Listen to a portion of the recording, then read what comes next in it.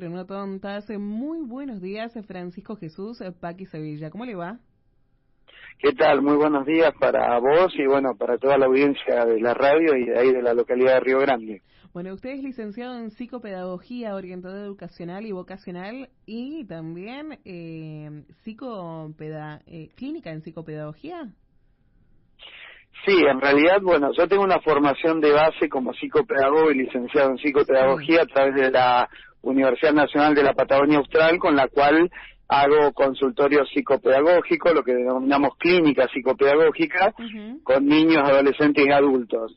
Por otra parte, tengo una especialización en educación, sexualidad y género de la Universidad del Comahue, y también tengo una maestría en salud sexual y reproductiva por la Facultad de Medicina de la Universidad de Córdoba. Estas dos últimas son carreras de posgrado. Ahora, usted iba a dar un curso acá que se reprogramó para marzo sobre educación o deseducación sexual. Correcto, nosotros a través de la Unidad Académica Río Turbio, de dicha localidad de la provincia de Santa Cruz, que depende de la Universidad Nacional de la Patagonia Austral, que tiene aún una sede allí en Río Grande, donde se dictan algunas carreras de formación docente y concretamente de enfermería y trabajo social. Vamos a dictar en el mes de marzo dos cursos que estaban programados concretamente para este mes de noviembre, pero que lo hemos postergado por razones de organización. Y que tiene que ver el primer curso con neurocognición y aprendizaje, donde tratamos aspectos referidos a la atención y a la memoria como dos bases significativas de cualquier cuestión que haga aprendizajes, escolares o no, y después sobre dislexia y discalculia, que son dos dificultades que se presentan en algunas personas para la adquisición de la lectoescritura. Después podemos hablar un poquito más amplio sobre esto.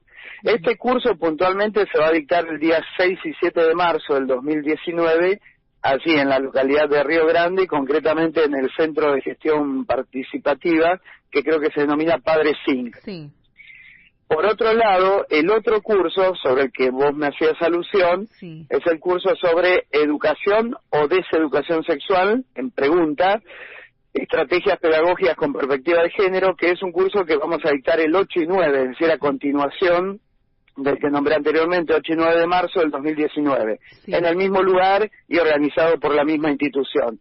En este caso es un curso donde yo abordo cuestiones que tienen que ver con prejuicios y estereotipos, el paradigma de la heteronormatividad, cuestiones básicas de conceptualizar lo que es la sexualidad integral en términos de sexo, género, identidad de género, orientación sexual y rol de género, y algunas otras particularidades que yo trabajo puntualmente en la provincia de Neuquén y Río Negro, que es el tema de acompañamientos de niñez y adolescencias transgéneros. También vamos a trabajar específicamente lo que hace en ámbitos escolares y laborales, aspectos de lo que nosotros denominamos violencia de género, particularmente bullying homofóbico, transfóbico, bifóbico, y todo lo que hace a la violencia de género y particularmente lo que hace a la violencia hacia la mujer. Estos dos cursos, ¿para quiénes va a estar destinado? El primer curso, el que se denomina neurocognición y aprendizaje, está orientado fundamentalmente a docentes de cualquier nivel y modalidad, es decir, desde nivel inicial, jardín de infantes, hasta secundaria, incluido también nivel terciario universitario, público-privado, y también pueden asistir estudiantes de carreras de formación docente de la localidad de Río Grande, de Tolwyn, o bueno, también gente de Ushuaia si está por ahí. En el caso del curso de educación o deseducación sexual, el público que puede asistir es más amplio. De hecho, no es solo para docentes o para quienes están en formación docente, sino que también están invitados ustedes, los comunicadores sociales, gente del ámbito de la salud, del derecho, o sea que vamos a abordar aspectos en el caso de ustedes puntualmente, lo que hace a la comunicación no sexista, el lenguaje no sexista, en términos de algunas recomendaciones que hace la UNESCO particularmente, ya que muchas veces uno se remite a la Real Academia Española, pero la UNESCO tiene documentos muy interesantes, y bueno, yo ahora me encuentro particularmente en la Ciudad de Buenos Aires, donde la Ciudad de Buenos Aires tiene un protocolo para entrevistas orientativo para comunicadores sociales, pero que tiene vigencia en el contexto de la Ciudad de Buenos Aires. Sí.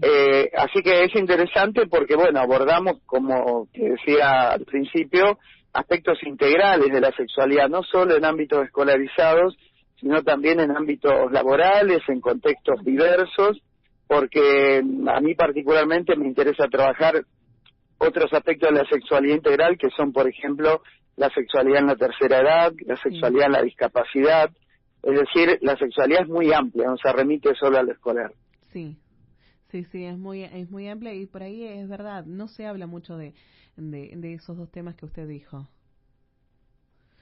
Correcto, sí. Con respecto al primer curso, vamos a comenzar por partes. El primer curso, sí. Usted había hablado también de lo que era dislexia, que son por ahí cosas que se habían dejado de lado, que no se está hablando tanto. Correcto, bueno, el curso se denomina Neurocognición y Aprendizaje. Nosotros abordamos un poco el tema de hablar de las neurociencias como una pata más de lo que tiene que ver con el abordaje de dificultades de aprendizaje. Por supuesto que también uno trabaja desde la psicología conductual, desde el psicoanálisis, desde lo psicosocial, es decir, una persona, un sujeto de aprendizaje se lo aborda desde varios campos profesionales. Pero en este particularmente hay herramientas de las neurociencias para trabajar aspectos de la atención y la memoria, sin patologizar, sin medicalizar. Hoy en la Argentina hay muchos menores, infantes, niños, niñas, adolescentes, que están medicados concretamente con una anfetamina que, bueno, comercialmente por ahí se la conoce como Ritalina, y que lo que busca es inhibir algunos aspectos distractores del cerebro para atender y lograr una concentración en ámbitos escolares mucho mejor.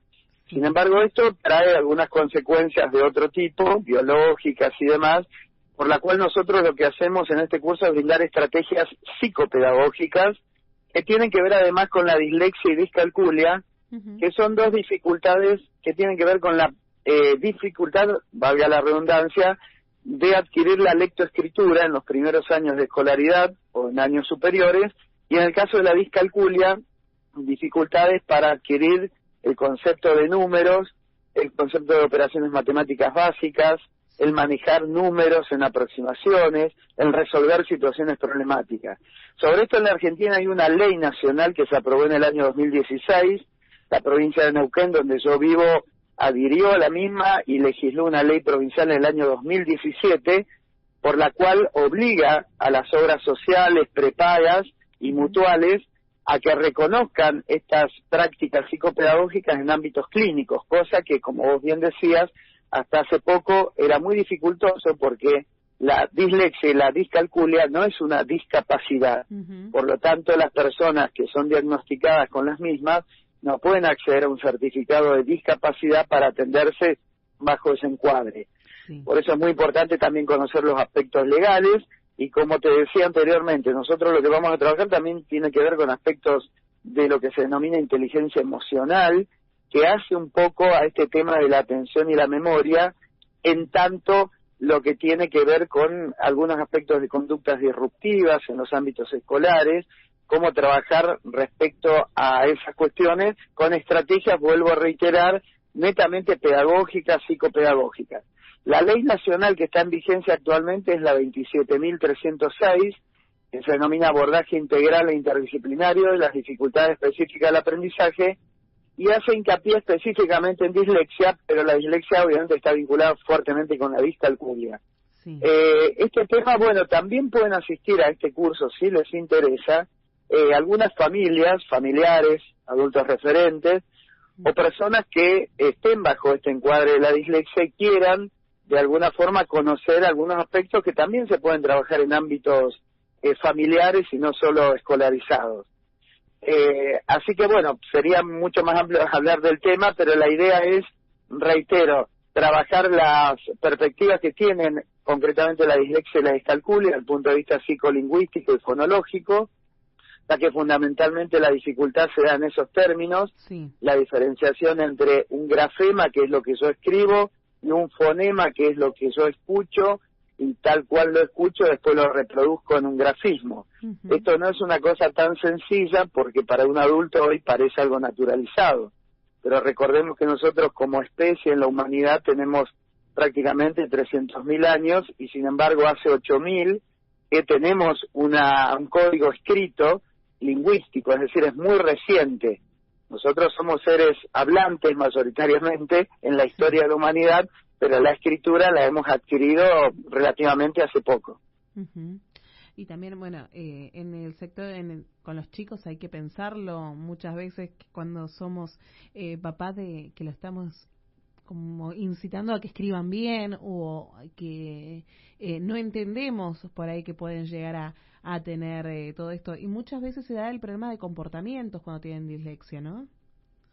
Correcto, es muy interesante lo que vos planteás, porque algunos colegas, no todos ni todas, por supuesto, algunos colegas han tenido algún tipo de capacitación o asesoramiento, pero al desconocer, porque en el ámbito de la formación docente a veces se habla poco de las dificultades específicas del aprendizaje, presumen que cuando un niño o una niña se comporta de una manera disruptiva, desafiante, no presta atención, tiene que ver con un aspecto conductal, pero ese aspecto conductal en realidad es el síntoma. El tema es saber cuál es la causa que origina esa conducta. Sí. Y en algunas ocasiones esa conducta está originada a partir de que le es imposible acceder a la decodificación de un grafismo para poder entender lo que la docente o el docente está explicando en clase, y aún más concreto, poder leer un texto escrito, poder sobre el texto escrito reconocer palabras, conceptualizar, analizar párrafos, y la cuestión más compleja es inferir una idea en un texto, ¿no? Que es lo que el texto no dice, pero de alguna manera lo está mostrando en su narrativa. Es decir, que la dislexia no es solo una decodificación de letras, por inversión de letras, de sílabas, omisión, agregado, sino que tiene que ver también con todo lo que hace a la comprensión lectora. Y en este aspecto es muy importante estar atentos en los hogares, en las familias y por supuesto en la escuela. No toda persona que tiene una dificultad, por ejemplo, en la inversión de una letra, en la inversión de una sílaba, en la omisión de una parte de una palabra, tiene dislexia. Ojo, el diagnóstico merece un tiempo, inclusive con la intervención de varios profesionales. Eso también es importante aclararlo. Uh-huh. Sí, porque también podemos llegar a decir, lo que tendemos por ahí los grandes a decir, no, porque es distraído, por eso es que se omite ciertas cosas. Pero hay que profundizar en ese es distraído, hay que empezar a observarlo más a ese niño. Correcto, y fundamentalmente porque pensemos que hoy los estímulos visuales, particularmente ya no la televisión, que poco ves la televisión como tal, sí, sino que usan la plataforma digital para ingresar a internet, para ingresar a sitios que tienen que ver con películas, pero que son de otra característica, no tienen el formato de la televisión tradicional. Lo que brindan es una velocidad de reacción inmediata, particularmente los juegos electrónicos, donde quien juega espera una respuesta inmediata para acceder a otro nivel superior, y esto no es malo ni bueno.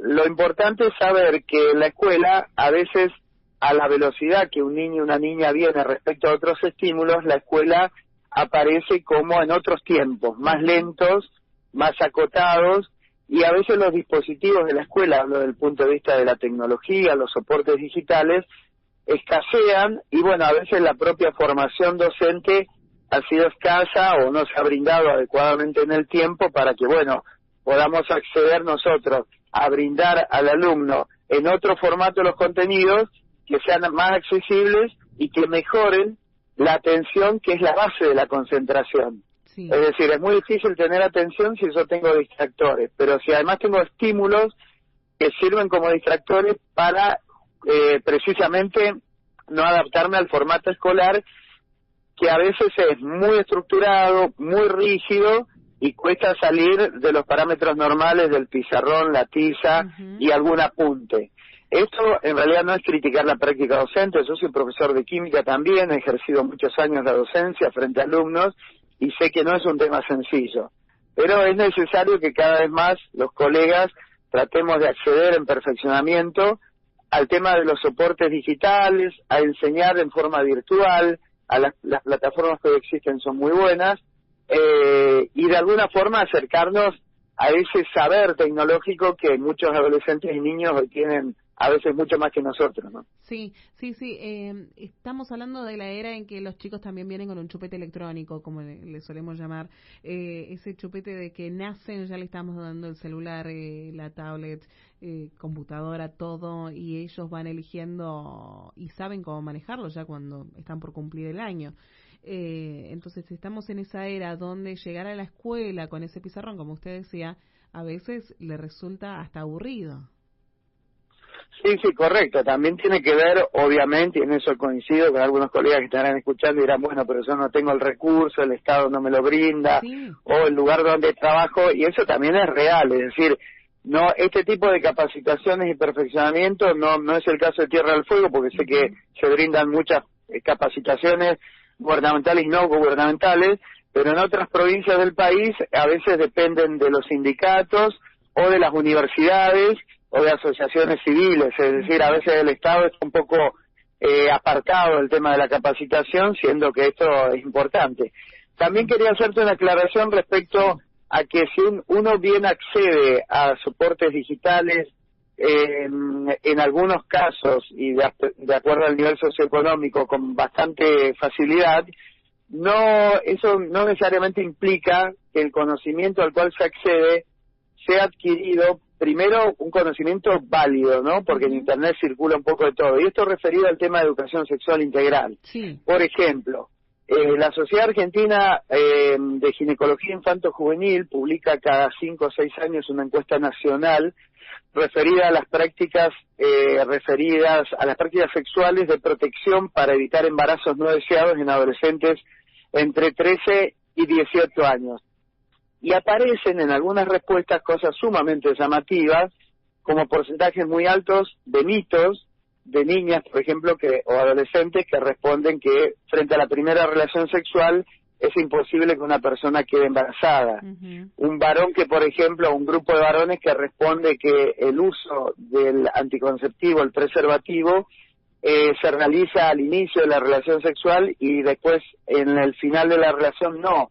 Es decir, cosas que están mal informadas, pero que se las toman como mitos y que de algún lugar surgen, no necesariamente de Internet, pero a veces surge del propio grupo primario de amigos, a veces surge de alguna información que está mal en la web. Por eso es importante siempre chequear la información a la que acceden los niños, niñas. Ya no hablo solo de educación sexual integral, sino de un trabajo de geografía, de historia, de lo que fuera, ¿no? Sí, es en realidad empezar a educar mucho mejor, y por ahí la educación también sexual empieza en casa, el tema de romper esos tabúes de que antes, por ejemplo, no te hablaban de esas cosas. Claro, fundamentalmente en la educación sexual integral, por eso el curso se llama Educación o Deseducación Sexual. ¿Por qué? Porque particularmente yo creo que para la primera pregunta que le hago a los colegas cuando empezamos el curso es, ¿toda educación es sexual? Y la respuesta es sí, efectivamente, toda educación es sexual. Siempre, de hecho, como yo estoy dialogando con vos, la forma en que me estoy dirigiendo respecto a un tema hacia los oyentes, tiene que ver con mi propia impronta, desde mi cuestión de género, desde mi formación profesional, desde el tipo de lenguaje sexista. Si me pudieras ver en una videollamada, desde la forma que gesticulo, me muevo, del estereotipo de género que la gente tiene respecto a la masculinidad, que no es única, hay muchas masculinidades. Por lo tanto, romper prejuicios fundamentalmente, para que son la base de los estereotipos, es fundamental trabajarlo en la escuela.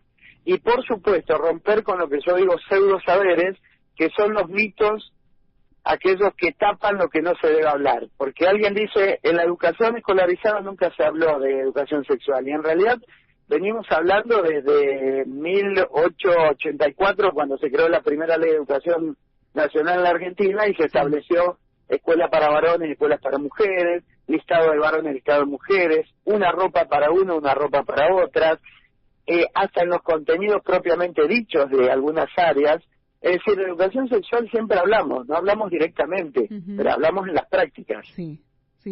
Bueno, licenciado, muchísimas gracias. Se nos ha terminado el tiempo, ya nos pasamos un poquito. Le quiero agradecer por esta nota, y en marzo seguramente lo estamos viendo por acá, antes que arranquen los cursos, lo quiero acá en la radio, si es que seguimos con el programa. Bueno, yo les agradezco muchísimo. Entonces, del 6 al 9, para hacerlo cortito, 6 al 9 de marzo en Río Grande, 2 cursos, neurocognición y aprendizaje, y educación o deseducación sexual. Las personas interesadas pueden ingresar a la web de la universidad. La web de la universidad es Unidad Académica Río Turbio UMPA. Muy fácil, no voy a leer la web para no hacerlo largo. Unidad Académica Río Turbio UMPA. O al mail, extensión, es fácil el mail, extensión @umpa.uarc.edu.ar. Que UART es Unidad Académica Río Turbio. Pero si entran a la página Unidad Académica Río Turbio, la web directamente los lleva al curso. Por supuesto, ahí nuestra productora, cuando comparta esta nota en nuestro Facebook, que es Locas pero no tontas, va a colocar estos datos como para que la gente pueda ingresar e inscribirse en este curso. Bueno, muchísimas gracias. Muchísimas gracias a usted.